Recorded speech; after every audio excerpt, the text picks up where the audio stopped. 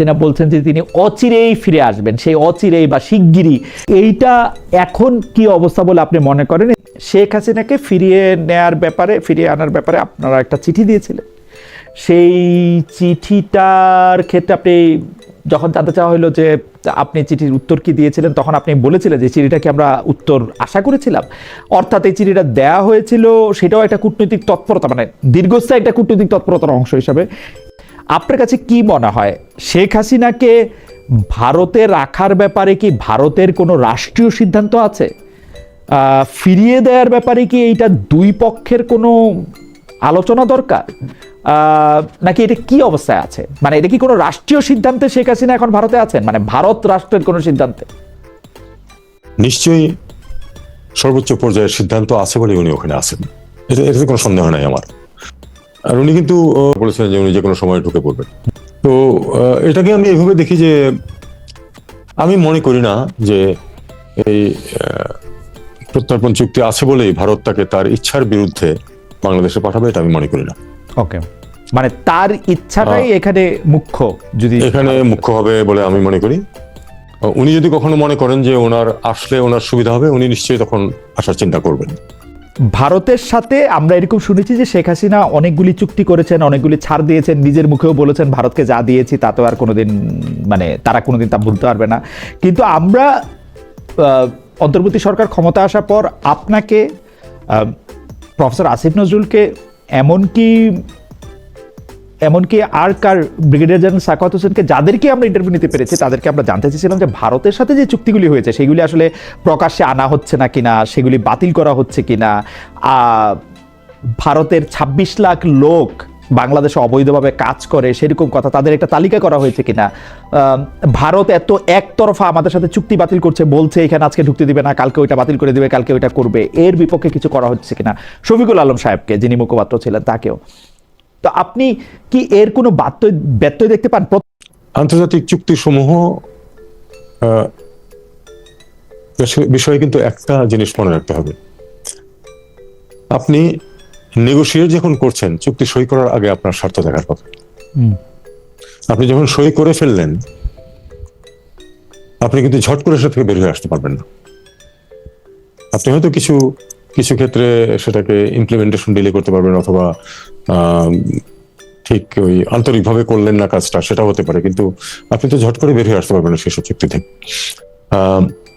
এখন যেগুলি হয়েছে সেগুলি অবশ্যই রিভিউ হতে পারে, বিশেষ করে এখন তো একটি নির্বাচিত সরকার এসছে যারা স্বস্তির সাথে কাজ করতে পারবে, কাজে এবং দীর্ঘমেয়াদে থাকবে, তারা প্রত্যাশিত কাজে তারা সেগুলি আবার রিভিউ করতে পারবে এবং রিনেগোশিয়েট করা সম্ভব। কিন্তু আপনি ঝট করে কিছুই না করে বের হয়ে আসতে পারবেন না কোনো কিছু থেকে। ভারতীয়রা যারা অবৈধভাবে কাজ করছে সংখ্যাটা ২৬ লাখ, ৩৬ লাখ, ৫৬ লাখ, নানা রকম শুনেছিলাম আমরা। এটা একটা সিদ্ধান্ত ছিল, এটুকু আমি জানি, যে সব এমপ্লয়ারদেরকে বলা হচ্ছিল তাদের বিদেশি এমপ্লয়ি যারা আছে তাদের তালিকা দিতে হোম মিনিস্ট্রিটা দেখছিল, এবং তারা যতটুকু জানা গেছে অনেকেই যারা সঠিক কাগজপত্র নিয়ে কাজ করছিল না, তাদের অনেকেই কিন্তু তখন দেশ ছেড়ে চলে গেছে, বাংলাদেশ ছেড়ে ভারতে চলে গেছে, অনেক বড় সংখ্যক। আমার অনুমান যে যারা এরপরে রয়ে গেছে তাদের বেশিরভাগই কাগজপত্র আছে, অনুমতি আছে। আপনারা কোনো একটা তালিকা বা ওরকম করার সুযোগ পান নাই যে কারা এরকম আছেন? বা এটা তালিকা করার সুযোগ থাকলে হোম মিনিস্ট্রিকে করতে হতো, আমি কিন্তু দেখিনি যে এরকম স্পষ্ট তালিকা এসেছে। তবে এটা কগনিজেন্সে নেওয়া হয়েছে যে অনেক ওই বর্ডার থেকে দেখা গেছে যে প্রচুর মানুষ চলে গেছে আসলে। ডিপ স্টেটের ব্যাপারটা কি, এইটা আমার একটু বুঝতে চেষ্টা করে, যে মানে স্টেট আমি বুঝি, ডিপ স্টেট আমি কাগজে কলমে পড়ি, আপনি আমাকে, যেহেতু আপনি একটু অনেকটা শিক্ষকের মতো আমার, আপনি আমাকে একটু বুঝায় বলো তো, মানে টেকনিক্যালি ডিপ স্টেট কে হইতে পারে, মানে কে ডিপ স্টেট? আমার কাছে ডক্টর মোহাম্মদ ইউনূস সরকারে আছে, তাহলে ডিপ স্টেট কে হবে? জেনারেল ওয়াকার, ডিজিএফআই, মানে কে হইতে পারে, মানে সম্ভবতটা কি? অথবা আপনি তৌহিদ হোসেন? আমি ডেফিনেটলি না, বুঝতে পারছেন, কিন্তু সেটা কথা না। কথা হচ্ছে যে এই যে কোন ডিপ স্টেট 5 বছর রাখতে চেয়েছিল সরকারকে, সেটা আসিফ বলছে, আসিফকে জিজ্ঞেস করেন। না, আসিফকে জানতে চাওয়া হচ্ছে জনাব হোসেন, আসিফকে জানতে চাচ্ছে, আসিফ বলতেছে না। আমার আবার মনে হয় কি ডিপ স্টেট আসলে হারে নাই।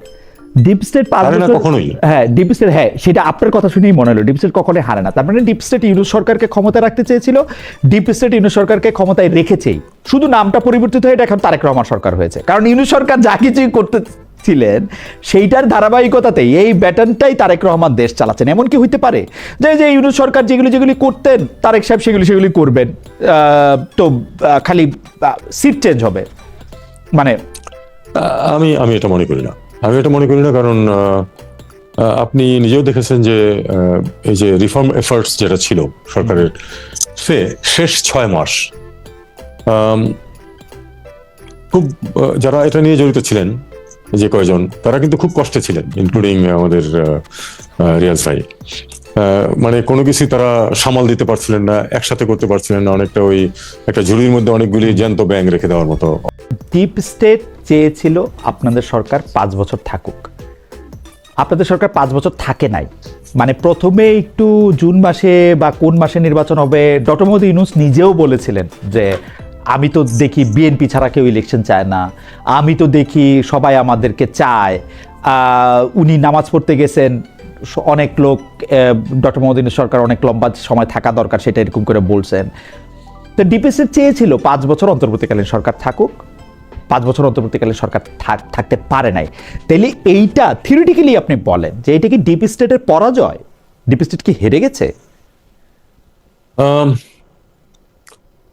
ডিপ স্টেট আমি যেটুকু বুঝি, মানে ইন্টেলিজেন্স জগৎ যেটা, তাদের আসলে জয় পরাজয়ের কোনো ব্যাপার নেই। ওকে, তারা আছে এবং থাকবে। পরিস্থিতি যখন যেদিকে যাবে সেই পরিস্থিতিকে তারা ম্যানিপুলেট করার চেষ্টা করবে।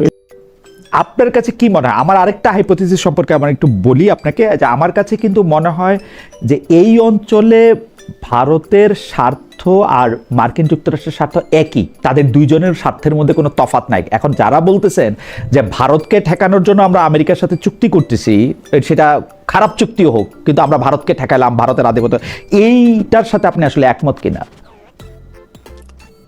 না, আমি মনে করি না যে, প্রথমত ভারত এবং মার্কিন যুক্তরাষ্ট্রের স্বার্থ অনেকখানি এক, কিন্তু এটা আবার মনে করা ঠিক হবে না যে সম্পূর্ণ এক।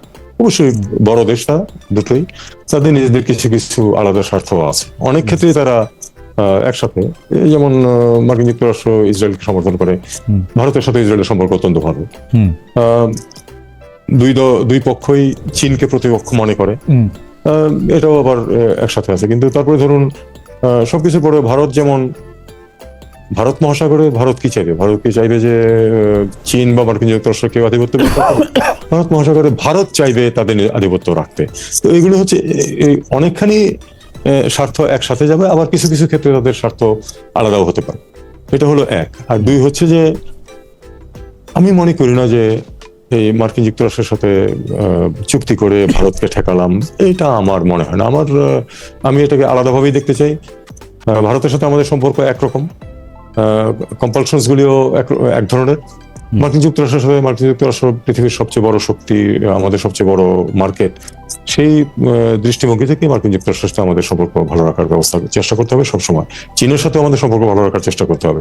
এই ব্যালান্সিং অ্যাক্ট পররাষ্ট্র মন্ত্রণালয়কে চিরদিনই করতে হয়েছে এবং করে থাকতে হবে, কারণ এই তিনটা দেশই আমাদের জন্য গুরুত্বপূর্ণ এবং এই তিন দেশের তাদের নিজ নিজ স্বার্থ আছে, সেই অনুযায়ী তারা তাদের কাজ করে যাবে। এইটা সম্পর্কে আপনি আসলে কি মনে করেন? ভারতীয় আধিপত্যবাদ ঠেকানো বরং মার্কিন যুক্তরাষ্ট্রের সঙ্গে এটা চুক্তি, আপনি এটাকে কিভাবে দেখেন? তো আমি বললাম আপনাকে যে আমি এরকম মনে করি না। আমি মনে করি যে এই তিনটা দেশের সাথে আমাদের সম্পর্ক আলাদাভাবে আমাদের দেখতে হবে এবং সেভাবে এটাকে ফলো আপ করতে হবে, গুলিয়ে ফেললে হবে না একটার সাথে আরেকটাকে। ওকে, নানা কারণে, বিশেষ করে গত কয়েকদিন আগে আপনার একটা সাক্ষাৎকারের জন্য আপনি অনেক বেশি এখন আলোচিত হচ্ছেন। আমি সরল প্রশ্ন করতে চাই, সেটি হচ্ছে যে ডক্টর মোহাম্মদ ইউনূস সরকারের যে কার্যক্রম, সেই কার্যক্রমকে আপনি ওন করেন কিনা, সকল কার্যক্রমকে? দেখুন, আমি সেই সরকারের অংশ ছিলাম, তার ভালো কাজ মন্দ কাজ সবকিছুরই অংশীদার ছিলাম, কাজেই আমাকে ওন করতে হবেই। এটা কিন্তু সারা পৃথিবীতেই এটাই নিয়ম যে সরকার যখন আপনি অংশ থাকবেন যে সরকার ক্ষমতায় আছে, ক্ষমতা এক্সারসাইজ করছে, তার সবকিছুর সাথে যে সবাই সবসময় একমত হয় তা কিন্তু না, কিন্তু তারপরেও ওন তো করতেই হবে, কারণ যেহেতু সিদ্ধান্তটা ওই সরকারের এবং সেই সরকারের আমি অংশ ছিলাম। আপনার কাছে কি মনে হয় যে সরকার যে প্রধান আছেন ডক্টর মোহাম্মদ ইউনূসও উনার সব কাজ ওন করেন? নিশ্চয়ই করেন, কারণ ওনার তো ওন না করে উপায় নেই। আপনি একটি কিচেন ক্যাবিনেটের ধারণা দিয়েছিলেন যে কিচেন ক্যাবিনেট পৃথিবীর সব দেশে আছে, অন্তর্বর্তী সরকারের সময় কিচেন ক্যাবিনেট ছিল। ইন্টারেস্টিং ব্যাপার যে কিচেন ক্যাবিনেট হোক আর যেখানেই হোক, ডক্টর মোহাম্মদ ইউনূস যেখানে সকল সিদ্ধান্ত নিয়েছেন, সেই সিদ্ধান্তের ক্ষেত্রে আমরা যদি মার্কিন যুক্তরাষ্ট্রের সঙ্গে বাণিজ্য চুক্তিটি সামনে আনি, যেটিকে বাণিজ্য চুক্তি বলা হলো, আমি এটিকে নিরাপত্তা চুক্তি বলতে চাই। সেই চুক্তিটিকে আপনি বলেছিলেন যে পররাষ্ট্র মন্ত্রণালয়ের এটার কোনো দূরতম সম্পর্ক ছিল না।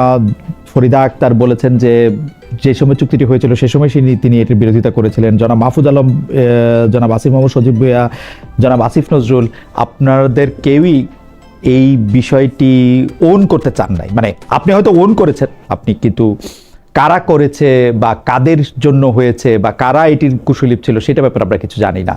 আপনি কি একটু আমাদের আলোকপাত করবেন? এটি কি ডক্টর মোহাম্মদ ইউনূস করেছে সেটা আমরা বুঝলাম, আর বাকি এটার মধ্যে কারা ছিলেন বা এই সিদ্ধান্তের ক্ষেত্রে বা এই গুরুত্বপূর্ণ সিদ্ধান্তের ক্ষেত্রে কারা থাকতেন, কারা এই কিচেন ক্যাবিনেট? দেখুন, এই বিষয়টি আমার পক্ষে জানা সম্ভব না, কারণ কিচেন ক্যাবিনেটে দেখুন, কিচেন ক্যাবিনেট নিয়ে অনর্থক, এটা নিয়ে আমি যে বলেছি তারপরে এটা নিয়ে প্রচুর আলোচনা সমালোচনা ইত্যাদি হয়েছে। কিচেন ক্যাবিনেট যে থাকে এটা কিন্তু কোনো অস্বাভাবিক বিষয় না, কারণ সমস্ত পৃথিবীতেই থাকে। এটা আমাদেরকে অবশ্যই ডাইভার্সিফাই করতে হবে এই গার্মেন্টস থেকে।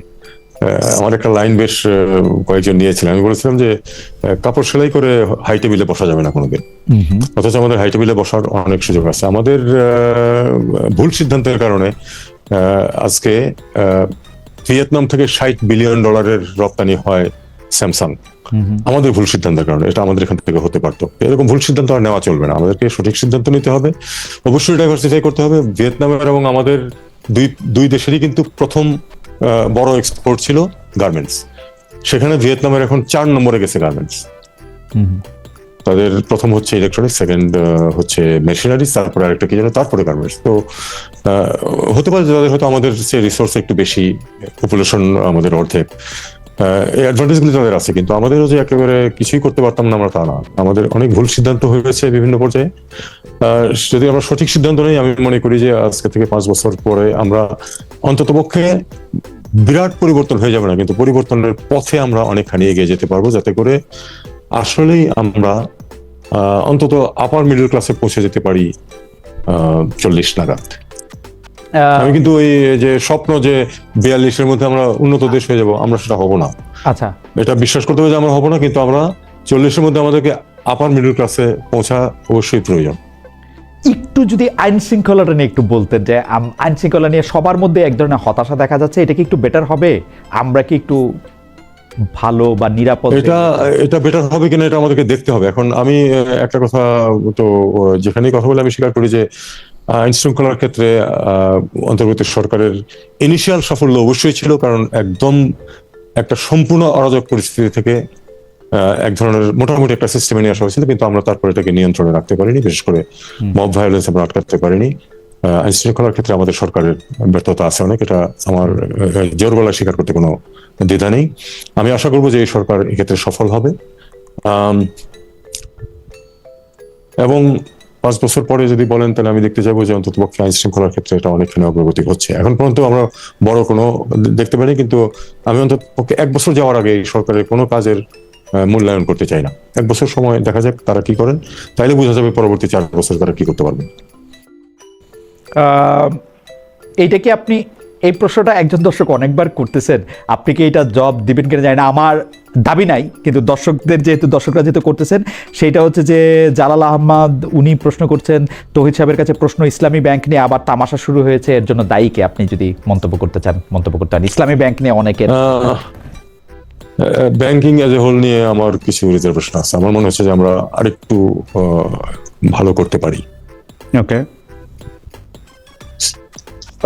starting with ousting of Bangladesh Bank government, আরেকটু ভালো কাজটা ঠিক হয় না। আরেকটু ভালো করা মানে কি, আমরা কি দুর্নীতিগ্রস্ত হয়ে যাচ্ছি নাকি মানে পারতেছি না, মানে একটা তো সামর্থ্যের অভাব, আরেকটা তো চোর, কোনটা আপনি দেখতেছেন? মানে শুনুন, দুর্নীতি একদিনে দূর হয়ে যাবে এটা প্রত্যাশা যারা করেন তারা বোকার সরকার বাস করেন।